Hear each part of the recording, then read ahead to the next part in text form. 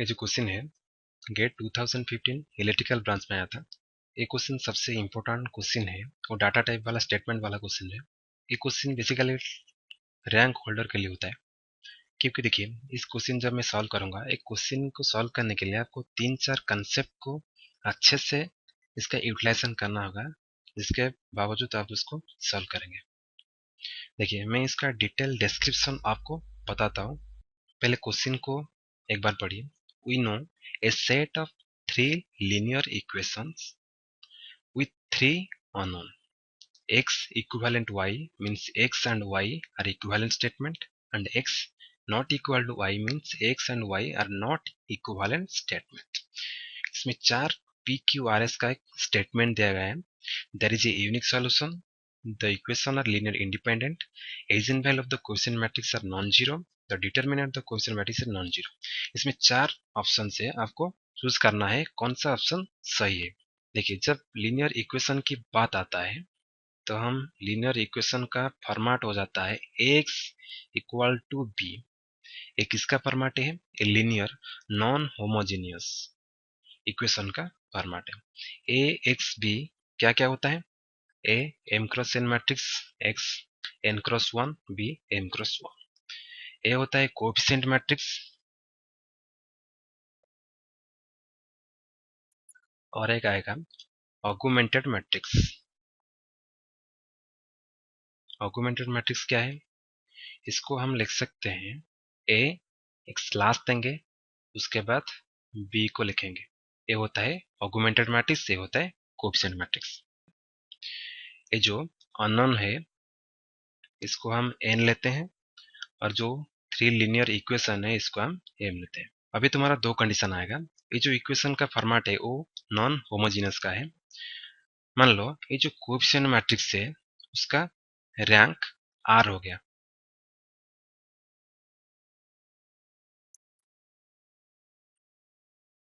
इसका रैंक मान लो आर और इसका रैंक ऑगुमेंटेड मैट्रिक्स के रैंक के साथ सेम हो गया। मान लो रैंक उसका आर है, तो इस कंडीशन को हम क्या बोलेंगे? इसको हम बोलेंगे कंसिस्टेंट। अगर ये दोनों का कोएफिशिएंट मैट्रिक्स और ऑगुमेंटेड मैट्रिक्स का रैंक सेम नहीं होता है तो इसको हम बोलेंगे इनकंसिस्टेंट मैट्रिक्स।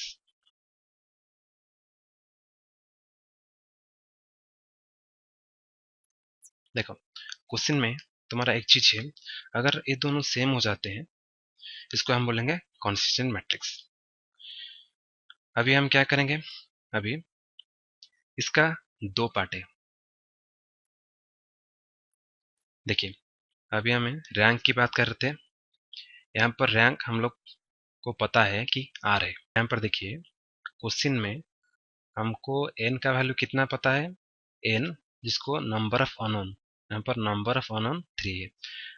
अगर एन इक्वल टू आर हो रहा है, number of unknown equal to rank of coefficient matrix और रैंक ऑफ ऑगुमेंटेड मैट्रिक्स, इसको हम बोलेंगे जहां एन इक्वल टू आर है इसको हम बोलेंगे यहाँ पर यूनिक सोल्यूशन होता है। यूनिक सोल्यूशन एन का वैल्यू ग्रेटर देन आर होता है, हम बोलेंगे इनफाइनाइट मेनी सोल्यूशन आएगा।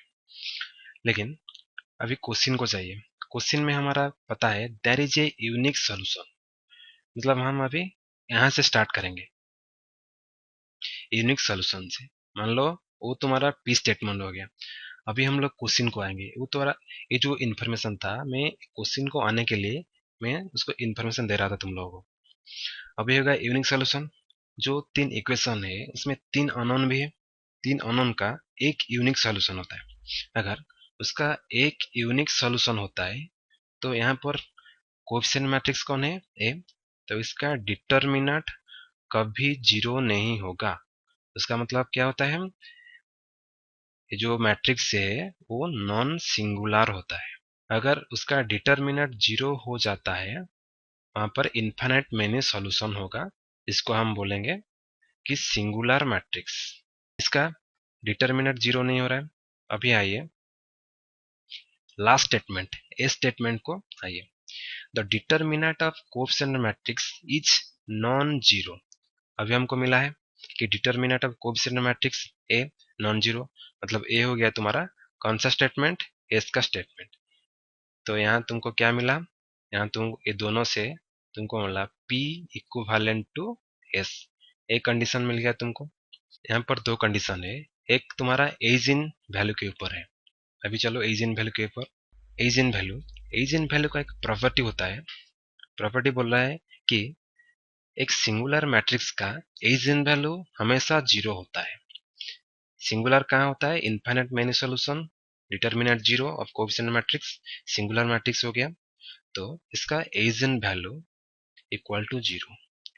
यहाँ डिटरमिनेंट जीरो हो रहा है, लेकिन यहाँ देखिए यहाँ पर डिटरमिनेंट जीरो नहीं हो रहा है, इसीलिए इसका eigen value not equal to zero. ये तुम्हारा आ गया कौन सा कंडीशन, आर स्टेटमेंट का कंडीशन। अभी देखो ये दोनों में तुमको एक कंडीशन भी मिल गया, एस इक्विवेलेंट टू आर।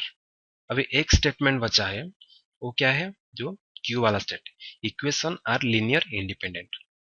देखो जब लीनियर इंडिपेंडेंट चेक करेंगे, ऑलरेडी इसका कंडीशन भी यहाँ मैं दे चुका हूँ। लीनियर इंडिपेंडेंट के लिए यहाँ से कंडीशन आएगा कि अगर कोएफिशिएंट मैट्रिक्स का डिटरमिनेंट जीरो हो जाता है, देखिए यहाँ डिटरमिनेंट जीरो हो जाता है, तो इसको हम लीनियर डिपेंडेंट बोलेंगे। जहां तुम्हारा कोएफिशिएंट मैट्रिक्स जीरो नहीं हो रहा है, कोएफिशिएंट मैट्रिक्स का डिटरमिनेंट जीरो नहीं हो रहा है होता है, इसको हम बोलेंगे लीनियर इंडिपेंडेंट।